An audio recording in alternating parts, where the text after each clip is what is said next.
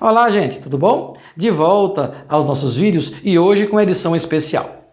No mês de outubro desse ano, agora 2018, eu e o professor Rodrigo Andrade, do canal Direito Levado a Sério, está aqui o link do canal do professor Rodrigo, participamos de um evento chamado Intercult, no Centro Universitário Jorge Amado, na cidade de Salvador, Bahia. Nesse evento, participamos de uma mesa redonda que era chamada de Como Estudar Direito. Foi um tema bem interessante. Era para participar eu, o professor Rodrigo Andrade e o professor Daniel Lins, do canal Filosofia Levado a Sério. O professor Daniel, infelizmente, não pôde estar conosco por estar doente no dia, mas eu e o professor Rodrigo continuamos esse bate-papo, esse bate-bola entre eu e ele para discutirmos ou pensarmos como estudar direito. Então, esses vídeos especiais são 2 vídeos. Uma primeira parte eu vou falar sobre dicas de estudo, do estudo geral, do estudar direito de modo geral. E no segundo momento, um outro vídeo, o professor Rodrigo Andrade vai nos falar sobre como estudar o direito. De focos específicos, de estudar para um concurso do Ministério Público ou para a OAB, dicas especiais do estudar o direito. Tá certo? Então, enquanto você pega aquele suco, você vai pegar aquele copo com água, pega papel e lápis para anotar a nossa conversa. Eu vou estar aqui preparando tudo direitinho para lançar no ar essa nossa conversa, essa mesa redonda, como estudar direito, ok? Enquanto isso, roda a vinhetinha.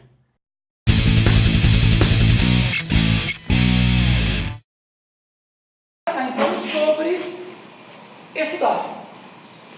estudar direito. Então, primeiramente, é preciso pontuarmos alguns elementos. Antes de mais nada, a ideia da construção do conhecimento. O que é o conhecimento? O conhecimento é a apropriação do desconhecido. Eu me aproprio no elemento desconhecido, o que eu não conheço. Então, quando eu passo a vivenciar as minhas experiências, eu passo a refletir sobre as minhas experiências, eu estou no processo de construção de um conhecimento. Esse conhecimento se dá a partir destas experiências que eu passo a viver, mas também está ligada à experiência do outro. Quando eu pego um texto, quando eu leio o que o outro já refletiu, eu passo a construir o conhecimento. Eu passo a estabelecer, a me apropriar de um conhecimento. A construção do conhecimento, ela é feita por cada um de nós. É um somatório, que cada um constrói o conhecimento e coloca à disposição do outro. E assim, numa rede, nós construímos isto que nós chamamos de conhecimento. Quando nós estamos no processo de estudo e entramos na vida universitária, nós precisamos desta apropriação do conhecimento a partir da escrita do outro, do que o outro disse, do que o outro falou. E aí chegam dentro de nós os textos, chegam dentro de nós os livros, os artigos, os vídeos. E como é que eu posso fazer para aproveitar o máximo possível desses textos que chegam diante de nós? O professor Daniel nos falou 5 dicas. Entre escolher o local, elencar os ladrões de tempo, estabelecer as regras de ouro, estar sempre com o livro à mão, estabelecer algumas dicas nesse processo de estudo. Muito bem, vamos então ser mais práticos diante do próprio texto em nossas mãos. Quando estamos com um texto nas mãos, a primeira coisa que temos que fazer é exatamente descobrir a ideia central de um texto. Então, eu preciso saber qual é a ideia central de um texto. Todo texto vai ter uma ideia central. Os parágrafos são escritos com ideias próprias. Então, a minha leitura precisa fazer com que eu descubra qual é a ideia central desse texto. Essa ideia central, ela está sempre rodeada de pormenores importantes, de palavras-chave ou pequenas ideias que vão dar suporte para essa ideia central, para essa ideia-chave, para essa ideia mestra de um capítulo, de um parágrafo, de um texto como um todo. Então, é preciso que nós, como bons leitores, possamos aprender a ler ideias e não ler palavras. E aqui está uma das coisas que muitas vezes nos perdemos, porque nós lemos palavras e não lemos ideias. Eu sou velho, já disse que eu sou velho, já passei, já estou dobrando o cabo da Boa Esperança, mas na minha época tinha um personagem de Dias Gomes, chamado Zeca Diabo, do Bem Amado. E Zeca Diabo aprendeu a ler de carreirinha. O que era ler de carreirinha? Era ler a frase toda. Só que esse ler de carreirinha faz com que nós venhamos a ler palavra por palavra. Quando eu leio palavra por palavra, eu esqueço a ideia do texto. Tem parágrafos, às vezes, mais longos. Sabe aquela prova do Enem, aquela prova do ENAD? Tem um parágrafo imenso. Eu chego no fim do parágrafo e esqueci o que o cara disse no começo do parágrafo. Porque eu estou lendo palavras e não lendo ideias. O bom leitor lê ideias. Isso faz com que eu possa ampliar a minha velocidade de leitura. A prática da leitura faz com que eu leia o texto mais rápido, que eu possa ler ideias e não palavras. Como é que eu descubro as ideias mestras? Usando uma técnica muito simples, que é a técnica do sublinhamento. Sublinhar. Passar o traço na palavra. Tem gente que gosta de usar as cores, né? De preferência azul, vermelho e branco, né? Os roubaram a gente, não, vocês viram, né? Azul, vermelho e branco. Usa lá as cores, destaca os textos. Use o sublinhar. Pode ser a caneta texto, olha a coleguinha com um monte de caneta texto ali. Pode ser as canetas, o lápis, mas pelo amor de Deus, nunca sublinhe os livros da biblioteca. Bom, na biblioteca você tira xerox, mas não sublinha. Até os e-books hoje em dia, você consegue usar, né? Os e-books você consegue sublinhar, destacar, fazer comentário. Muito bem. Leia o texto pela primeira vez. Leia a primeira leitura sem ter nenhum lápis na mão. Sabe por quê?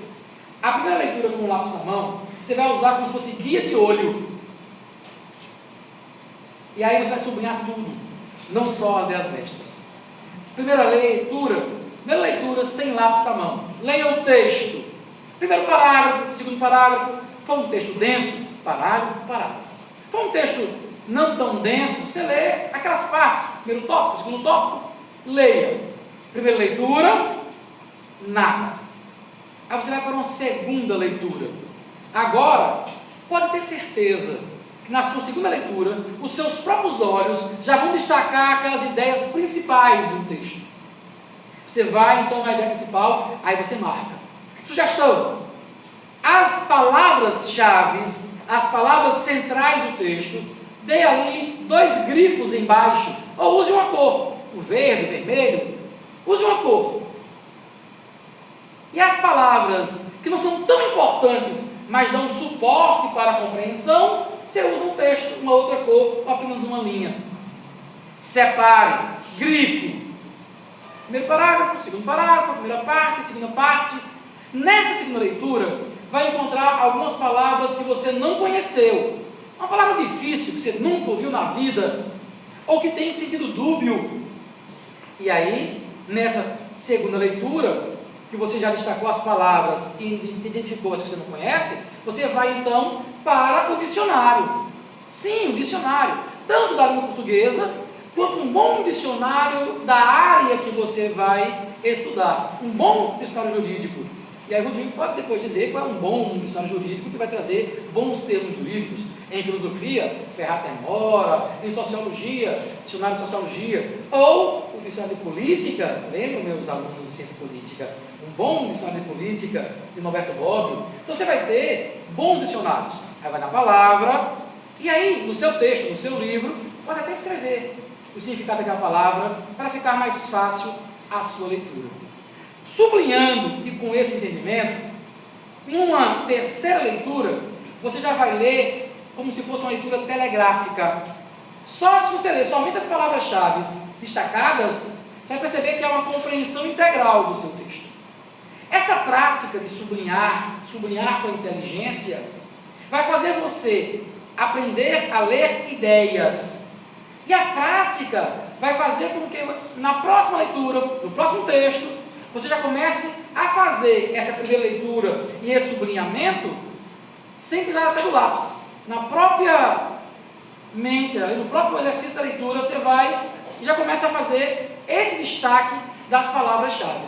Então a gente chama isso de sublinhar com inteligência. Palavras-chave, destacando essas palavras e identificando as palavras.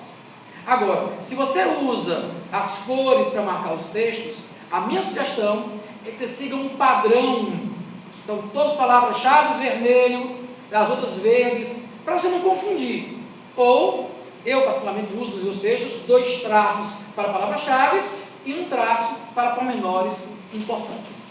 Então, esta é a primeira dica da leitura, do sublinhar com inteligência, do encontrar as palavras-chave.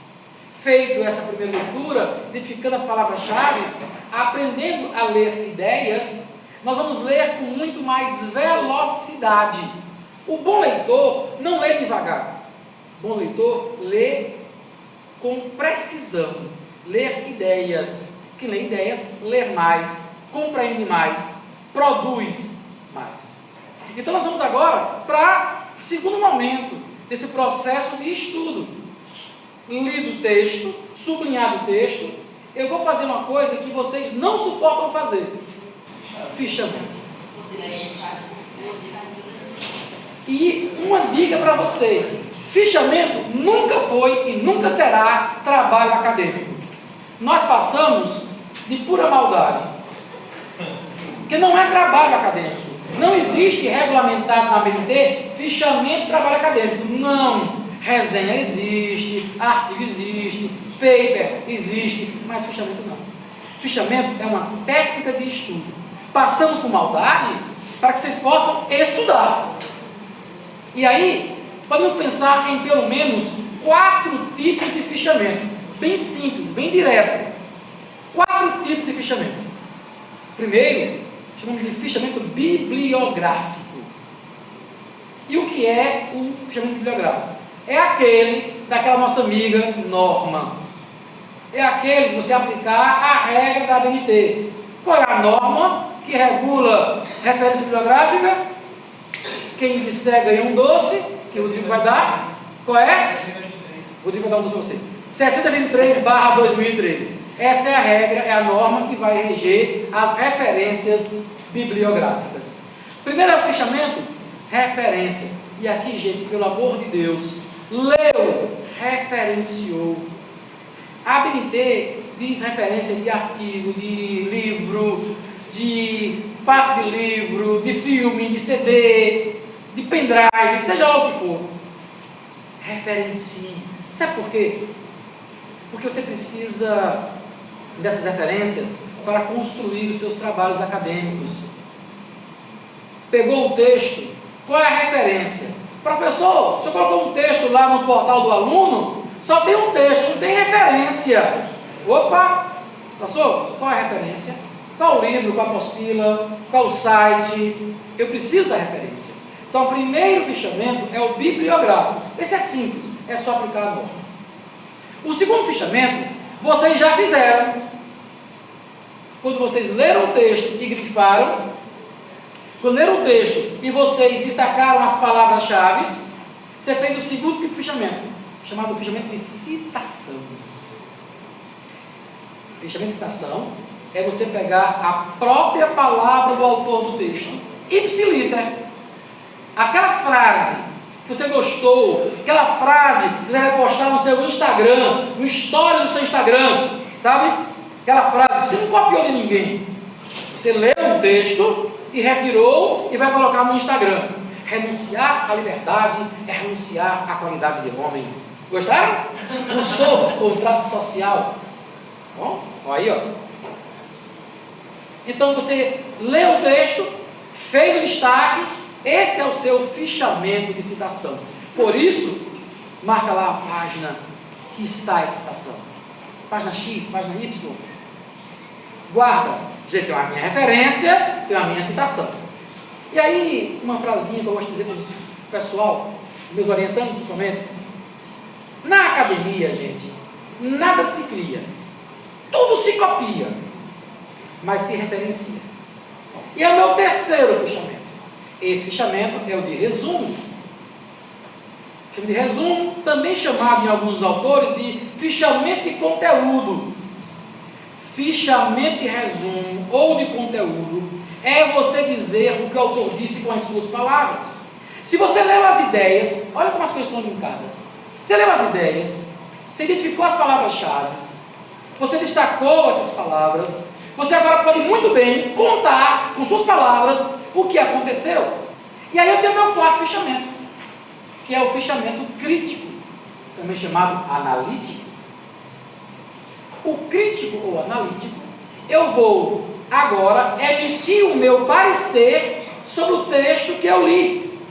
O texto é confuso, esse autor, ele está se contradizendo com outro autor que eu li. Esse autor é claro na sua leitura, ele trouxe o conceito de jurisprudência de uma forma tão clara que antes eu não conhecia. Então, o crítico, você vai emitir o seu parecer. É uma sequência, perceberam? Eu faço a referência, eu destaco no texto as palavras, eu trouxe a minha compreensão e eu fiz a minha crítica. Essa é a base de qualquer trabalho acadêmico. Vocês estão em semestres mais avançados, próximos a fazer o TCC, se vocês ficharem os textos de vocês vão ter metade do TCC feito só com os textos fichados.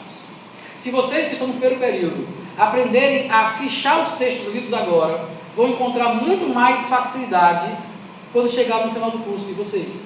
Porque aí quando chegar em Constitucional no semestre que vem, fizeram comigo ciência política, aí tem no semestre que vem Constitucional. Aí o professor vai dizer, vocês estão lembrados desse conceito de Estado? Onde, quando, que dia? Peraí, deixa eu pegar os meus fichamentos. Vai lá, olha até aqui, ó. É esse o conceito que trouxe. O Roberto Bob vai falar sobre isso, tá? Sobre democracia. Então eu tenho um fichamento como essa busca, esse texto lido, fichado e guardado. E é a base para a escrita de resenhas, de artigos, de papers, de suas monografias. Então, fichamento é uma técnica de estudo. Aprendam a fichar os textos. Aprendam a guardar os textos. E hoje em dia, gente, com o computador, com o celular, é muito mais fácil. Quando eu era criança, lá em Barbacena, eram as velhas fichinhas de papel, guardadas.